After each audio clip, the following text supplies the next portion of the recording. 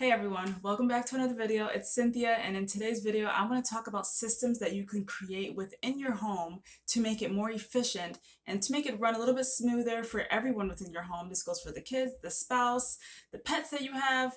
Well, maybe not the pets, but you can add that if you wanted to. If you wanted to, you definitely can add that.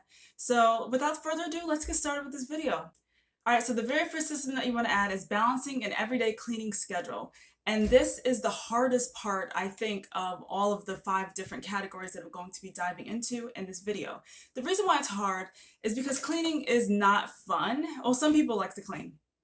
I'm not one of those people. I find it hard. I had to create systems for myself. I'm not perfect. Just wanted to throw that out there. I am not perfect. I'm not claiming I'm perfect. I'm not saying that this is the best way and the end all be all way to have a system in your home. These are simply suggestions on how you can have a more efficient home if you are interested in doing so. So first thing is creating a cleaning schedule and creating one that works around your family schedule. If you work full-time, part-time, 12 hours on, 12 hours off. If you work from home, it's going to look different. If you're homeschooling your kids, it's going to look different.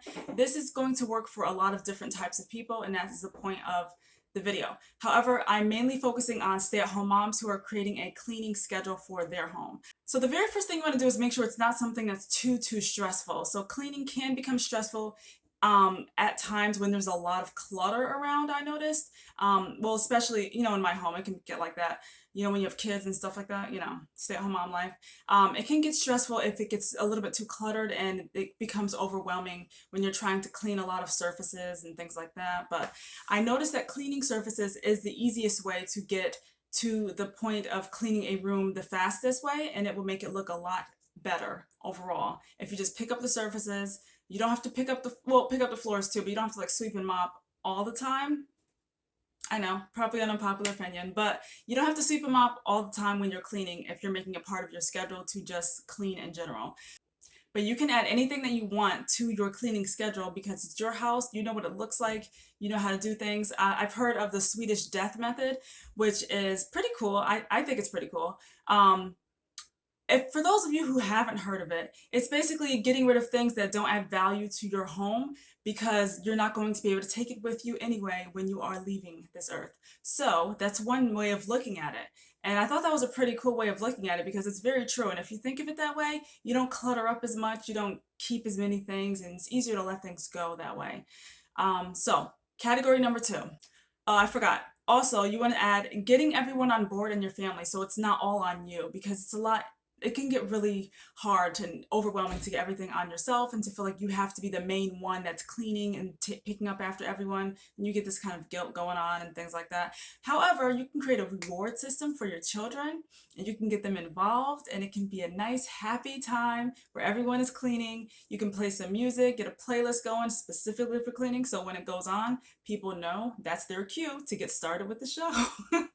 That's their cue to get started with cleaning. So that's one option. Category number 2, organizing and shredding mail. Mail is something that can get packed up and built up very, very easily. I noticed that there's a method I read about, and if I can find this blog post, I will link it in the description box. I read it a while ago, but it's about basically having a Sunday basket, and you take the mail that you get, you check your mail, and then whatever you get for like invitations for things, if you have bills that are due, you might want to open those up right away to get an idea of when it's due so you don't miss the due date. But every Sunday, what you would do is have everything in your basket, and you would go through your mail at that time, and that's your time to pay bills online, that's your time to get checks in the mail, that's your time to respond to invitations, to do your RSVPs and things like that.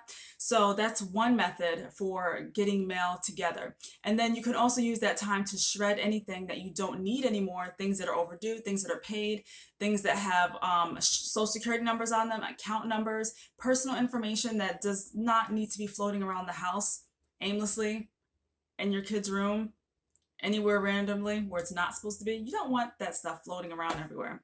So that's the time to shred, organize, file away anything that's super important.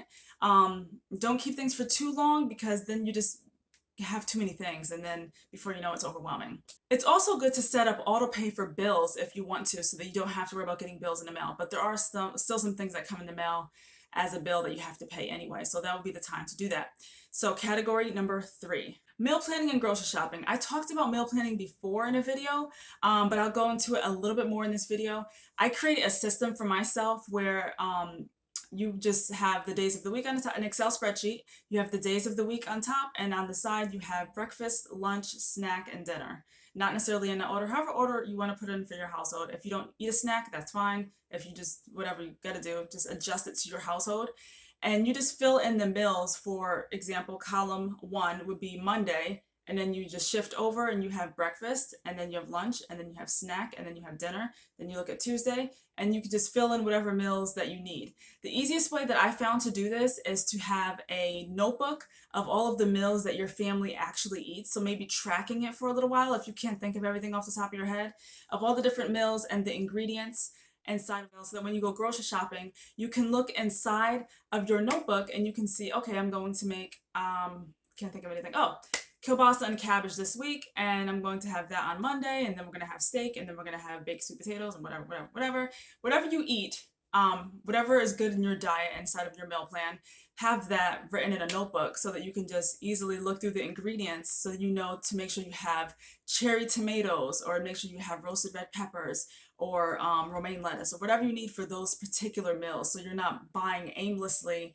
at the grocery store. How many people have been guilty of that? I know I have. You go into the grocery store and you just start picking up stuff, and you're like, oh, this looks good. Don't ever grocery shop when you're hungry. That's a mistake. But you just start picking up things in the grocery store, and you're just grabbing things and going and picking up things that you don't really need, or you don't have a goal for a specific meal for that particular week.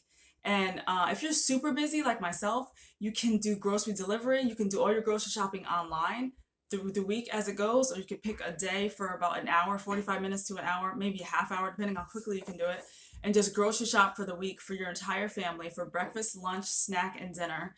And you will have everything planned, and just you go pick up your order, or you get it delivered, or you can go into the grocery store yourself.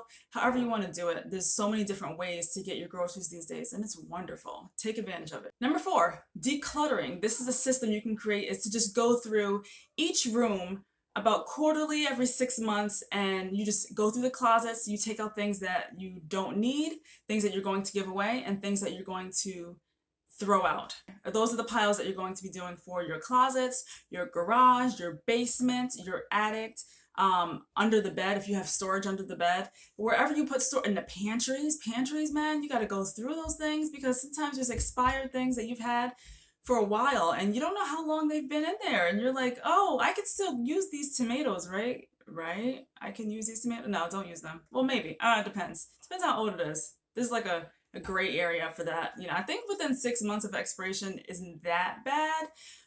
Correct me if I'm wrong. I don't really know. Whatever. Now, the last point is debt. This is a system that you can use that I've been using, and I think it's a pretty great system. I've heard of a lot of people using it and raving about it. It works for some people, and it doesn't work for everyone, but in certain situations, it depends on your finances and how much debt you actually can have accumulated over the years.